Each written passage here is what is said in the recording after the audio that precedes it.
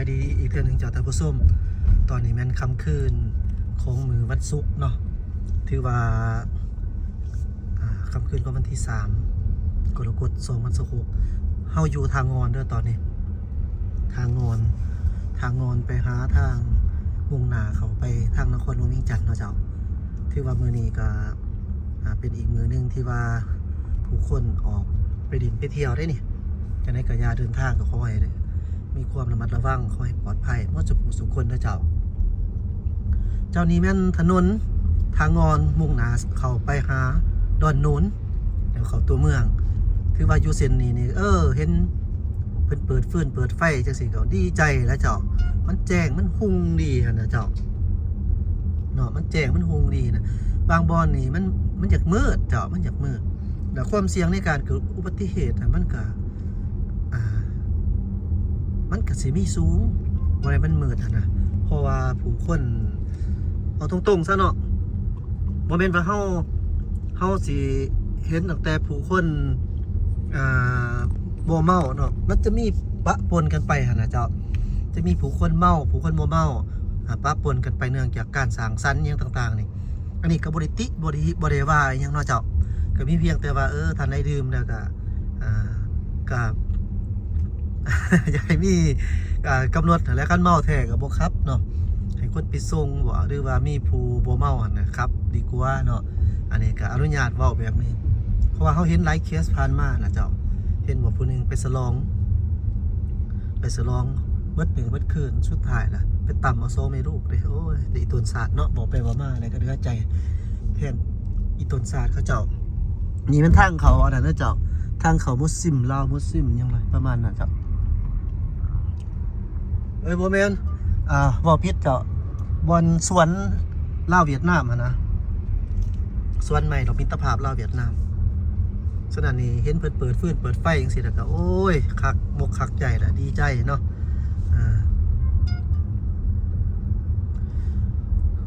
ตอนนี้เฮาก็มาอยู่ขอบเขตไก่สิฮอดแถวตลาดอันนั้นนะเจ้าตลาดดงมะข่ายนะเนาะ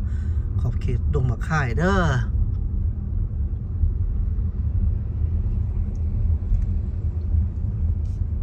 ก็ถือว่า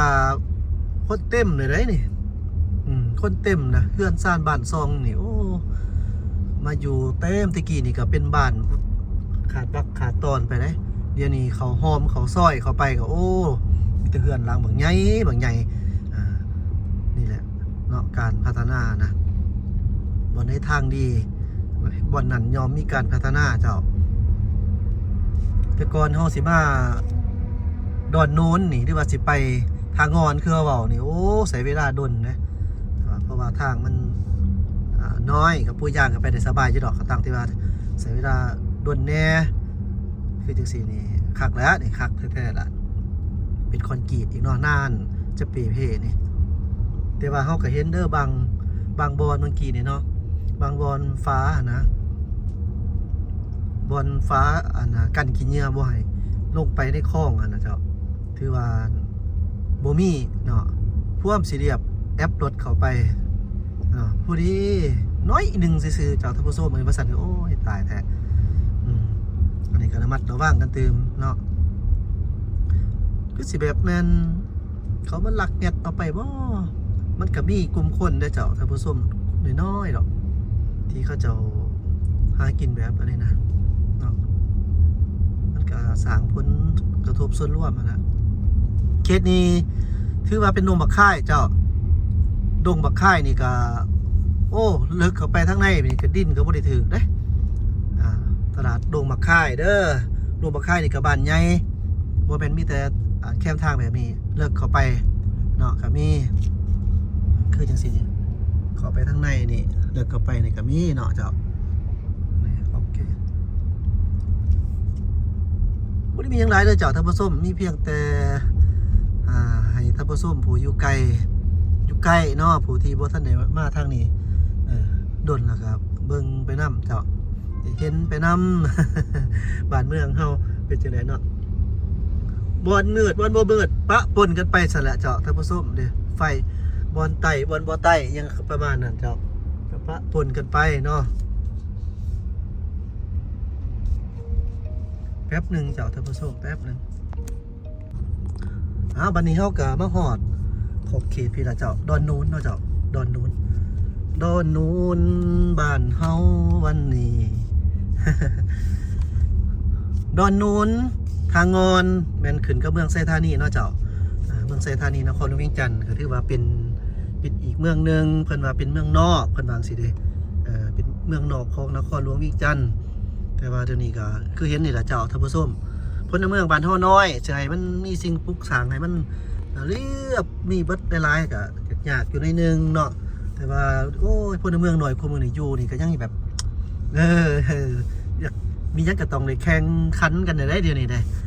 สิมาอยู่แบบธรรมชาติแบบเก่านี่ก็บ่ได้แล้วเด้หากินหาอยากคือกันนี่นะแปลว่าเอดมินนี่จนแบบเวลาพักคือบ่หน่อยแต่พูดได้ขึ้นไปขึ้นมานะประมาณนั้นคือโอ้ยก็เมื่อยอยู่ได้เนาะบางเทื่อแต่ว่าคันบ่หา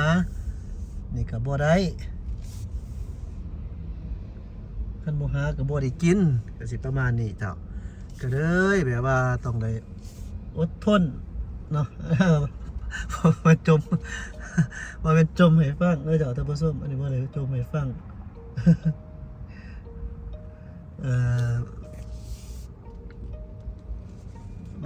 มันคือความจริงแท้เนาะเจ้ามันคือความจริงแท้ตรงในดินน้นอีดีเลย เสยก็เป็นยากโดนหนุน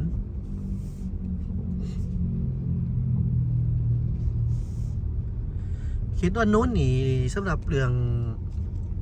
ก็คือก็เมืองไซธานีแต่ว่าจะเป็นเมืองหนึ่งที่ว่าสำคัญเลยสำคัญว่าไหนบอลว่านี่แหละบนจุดแยกของการเดินทางเนาะก็คือเข้าไปคันเข้าปินขึ้นซึ่งสีเป็นของเขาตัวเมืองนครหลวงเวียงจันทร์เหมือนบ่คันเข้าไปเบื้องซ้ายมือไปวงเวียนเบื้องซ้ายมือนี่เขาก็จะไปออกไปที่ถนน13ไต่และกับบอลเขามาเมื่อกี้นี่เขาสามารถออกไปแขวงเวียงจันทร์ก็คือเมืองโทรคมแขวงเวียงจันทร์ออกไปดินไปยังไดเบิดและไปเขื่อนนาเขื่อนได้ครบเนาะนี่เป็นสวนนั่นวงเวียน ขอโทษเจ้าวงเวียนดอนโน้นแต่โอ้มืดหน่อยนึงจ้ะมันจากมืดบ่น้อยแล้วก็เติมมาแล้วมันจากมืดพอนะมืดไล่นี่ก็คือว่าผ่านมานะเจ้า เนาะ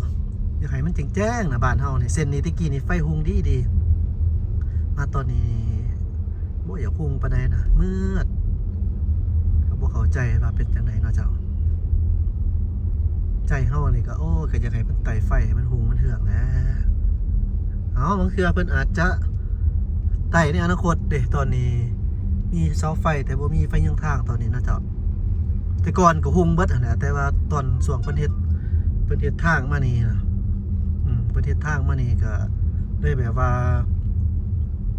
จะเป็นหยังก็บ่เข้าใจหรือว่าเพิ่นยังบ่ทันได้ใจบ่เนาะเฮ็ดทางใหม่มืดและอีกอย่างนึงเนาะเจ้าจุดของเมืองไซธานีจุดเด่นนี่แหละครัวนี่นะนี่ครัวนี่เป็นครัวรถไฟข้ามทางถนน13ไต่เด้ครัวรถไฟลาวจีนนะมีสถานีรถไฟความไวสูงและสถานีนครหลวงเวียงจันทร์เนาะเจ้าเมืองไซธานีถือว่าก็มีจุดเด่นคือกันนอกจากนั้นก็เป็นอย่างนอกจากจะเป็นสถานที่ท่องเที่ยวก็มีหลายจุดหลายบ่อนคือกันเนาะไปพุ่นแหละไปทางสิออกไป13ไต่ยังต่างๆเนาะมันก็มีนะครับเป็นเมืองหนึ่งที่ว่ามีสายแดนเสื่อมจอดกันกับทางเมืองไซเสถาแล้วเพิ่นก็มีเขตเศรษฐกิจพิเศษเด้ฉะนั้นก็มีหลายจุดหลายบ่อนได้เขตเศรษฐกิจพิเศษนี่ก็มีอยู่อันนั้นเด้เจ้าอยู่บนว่าอยู่แถวทางยังก่อนบ้านลืมซื้อลักษณ์เอ็ดนะไปนะเนาะหัวเสียงแถวเขตหัวเสียงหัวเสียงนี่มันมี2หัวเสียงเลยเจ้าแต่ว่าความหมายเขตเศรษฐกิจพิเศษนะมันตกอยู่แต่ว่าตัวเขตเขตนิคมอุตสาหกรรมนนทองหันก็ยังเป็นเมืองไซธานีเนาะแต่ว่าไอ้ตัวที่เมืองไซเสถากวมรวมไซเสถาเนี่ยมันขึ้นกับเมืองไซเสถาฉะนั้นก็จะต่างกันเจ้าท่านผู้ชมขอบเขตนี้มันเป็นตลาดน้อยเลยนะเจ้าตลาดน้อยดอนโน้นเนาะที่ว่าเพิ่นตั้งใหม่ดอก อันตัวเก่านี่บ่มีแล้วตัวเก่านี่ถือว่าเพิ่นก็เอาออกละตัวเก่าเฮ็ดเป็นตั้งเจริญเด้ประมาณนั้นเจ้าตอนนี้เฮาก็ใกล้จะฮอดขอบเขตแยกที่จะไปมหาวิทยาลัยแห่งศาสตร์เนาะมันมีหลายโซนหลายดาวอีดีนะเมืองไซธานีนี่ก็ดีก็ถือว่ารถคนกินเนื้อได้เลยคนกินเนื้อ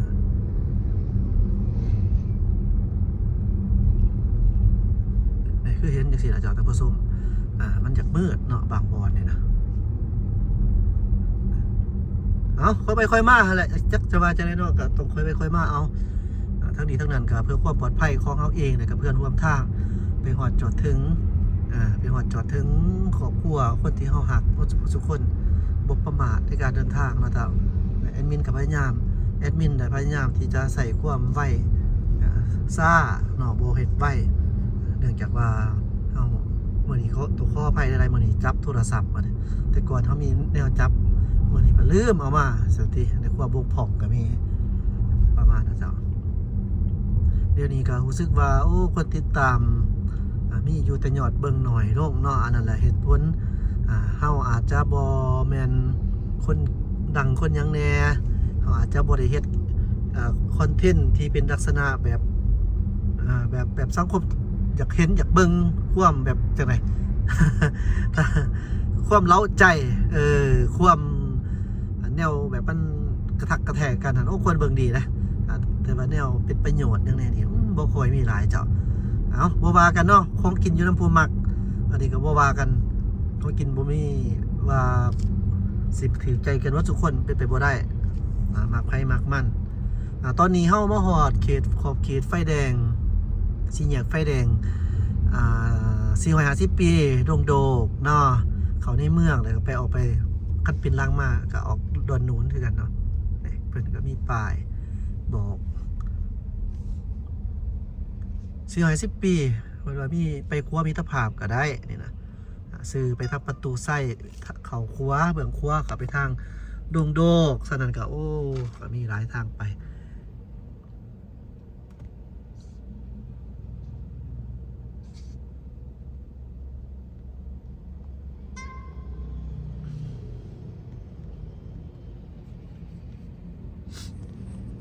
ท่านผู้ชมได้เบิ่งบรรยากาศไปอีกจักเล็กน้อยจนฮอดอันนั้นแหละจะฮอดอันแอดมินจะไปสาก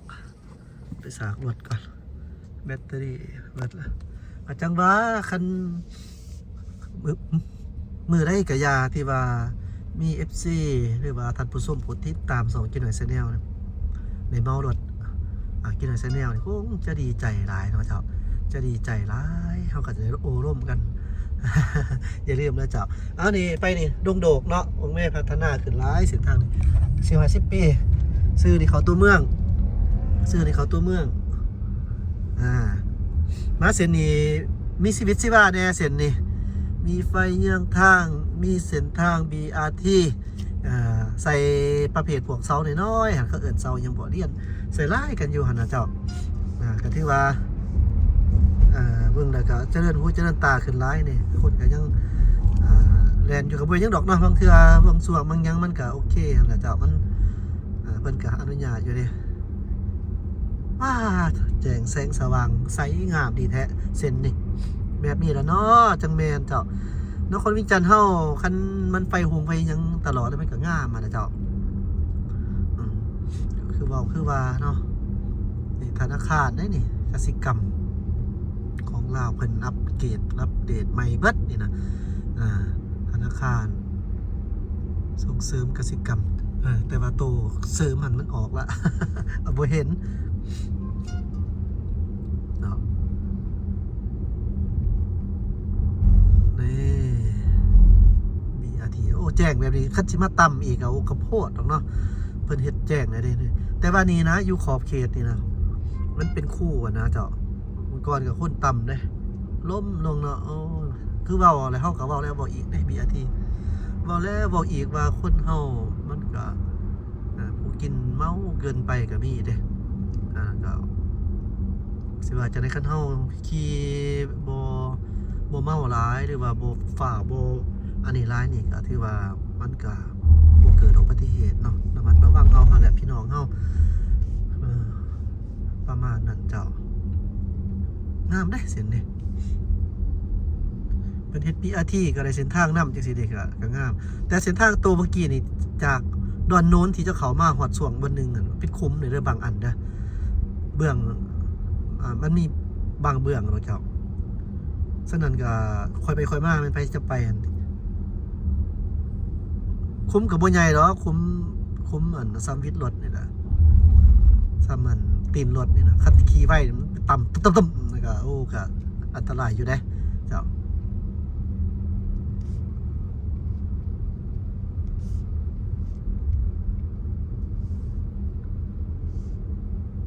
โอเคเฮาก็มาฮอดขอบเขตวิวมอขอบเขตวิวมอสำหรับวิวมอนี่เจ้าโฆษณาให้เพิ่นกันหน่อยนึงเนาะแม่นเป็นเจ้าของเพิ่นเป็นนักธุรกิจจากประเทศไทยเด้อวิวมอเป็นคอมมูนิตี้มอเนาะเป็นลักษณะแบบเปิดโรงประมาณนั้นเจ้าบ่คือห้างปิดทั่วไปเป็นห้างเปิดโรงผู้คนก็ไปเที่ยวไปช็อปไปหยังก็หลายอยู่เด้เป็นห้างเปิดโรงมาตั้งหลายปีแล้วเด้ก่อนรถไฟมาพุ่นเด้ห้างเพิ่นนี่เพิ่นมาเฮ็ดก่อนหมู่เด้เบิ่งอนาคตการไกลยาวนอกเพิ่นก็ดีถือว่าโอ้สมเสยเลยนะเพราะว่าธุรกิจเพิ่นเนาะเพิ่นตัดสินใจมาตั้งแต่ตอนมันบ่ทันได้พัฒนาหลายพอปานใดเพิ่นน่ะประมาณนั้นเจ้าสำหรับมาเดี๋ยวนี้นี่ก็โหก็ถือว่าผู้คนก็หารค้าก็เต็มเด้มีครบเบิดนั่นแหละผู้คนก็ไปอยู่ตลอดกินข้าวกินน้ำตอนเที่ยงตอนหยังจังซี่ก็ไปก็จะประมาณนั้นถือว่าเพิ่นตัดสินใจลงทุนเฮ็ดเป็นคอมมูนิตี้มอลล์เนาะเป็นพังที่บ่คือไผในนครเวียงจันทน์นี่ประมาณนั้นเจ้าเนาะท่านใดที่การไปไกลมาอาจจะแวะกินกาแฟแวะกินข้าวกินน้ำก็เข้าไปได้เนาะเจ้า โฆษณาไปช่วยกันโอเคแอดมินฮอดเป้าหมายแล้วเจ้าผู้ดีมานี่บ่ได้มาเติมน้ำมันแล้วเจ้าเดี๋ยวนี้เพิ่นก็มีปั๊มสากเลยเด้เพิ่นมีปั๊มสาก